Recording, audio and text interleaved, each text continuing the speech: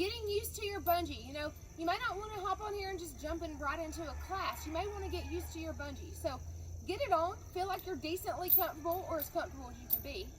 And you're going to come all the way to the front of that bungee. And as far as you can go, that's where you're going to bounce at. So, you know, if you want to come up here and just bounce on both feet, or you want to try bounce on right to left and go back and forth for a little bit, see how that feels just to get bouncing in. Bouncing is the most important thing. It does so much for you. Now, also your squats are a little bit different on here because, you know, normally a squat, it's easy to get down, harder to get back up. Well, it's kind of the opposite. You're pulling down, pulling those abs. So you're pulling those abs down. So be sure and squat. Be sure that your butt doesn't hit the ground. Be sure and do a back lunge, and be sure that your knee doesn't hit the ground. Because we do lots of jumping lunges are my favorite on the bungee, not off the bungee. They're so much harder off the bungee. On here, you can get so many jumping lunges in and get those legs good and trim and firm. It's incredible.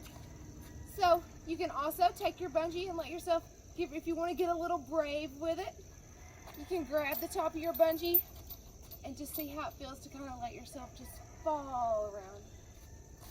Be sure you got enough room to go all the way around first. Give it a little test. Now, one thing that I see is people struggle to run and jump. So you got to be sure that you're using your bungee. So when you come all the way to the top, when you get right here, this is where you're going to jump from. So when we run and do planks, when you run forward, that's where you're going to jump. Now, you can take and jump straight up with it. Or to make it harder, you can start diving out with it. So just do a few jumps and get yourself comfortable. Now, I will tell you, lots of bouncing will make you a little bit sick. It usually only happens one time. It gives you a great lymphatic cleanse, and it cleanses out your visceral fat, which is that dangerous fat around your heart and your arteries and your organs. So you're going to notice a really quick weight loss. So be sure to take photos.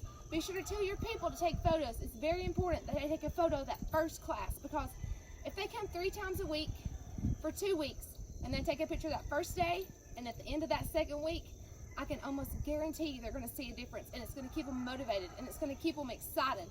So just getting on here and playing is really good for you to get comfortable. Let's talk about one more thing when we jump. Now, I'm going to do it wrong first to show you what I'm talking about. If you run and you jump and you don't use the bungee, if you don't go far enough out, it's not going to do you any good. You're not really bouncing. But if you go all the way out and jump, it helps you. Now, if you notice, I leaned forward just a little bit. So if you go out and you jump straight up, the bungee is going to kind of pull you back. So we'll work on trust issues here too, okay? So we're going to take care of a lot of trust stuff for you. So if you'll trust it just a little bit and you'll jump out forward, you're going to glide a little bit better, and you're going to float in the air just a little bit longer. So the more you lean forward, the more you're going to float in the air. So there's so many different jumps you can do.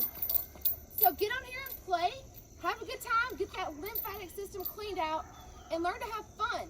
And then you can also come up with your own new moves, because you're going to be playing and doing crazy stuff, and you can take and teach people to fly and give them that freedom of life.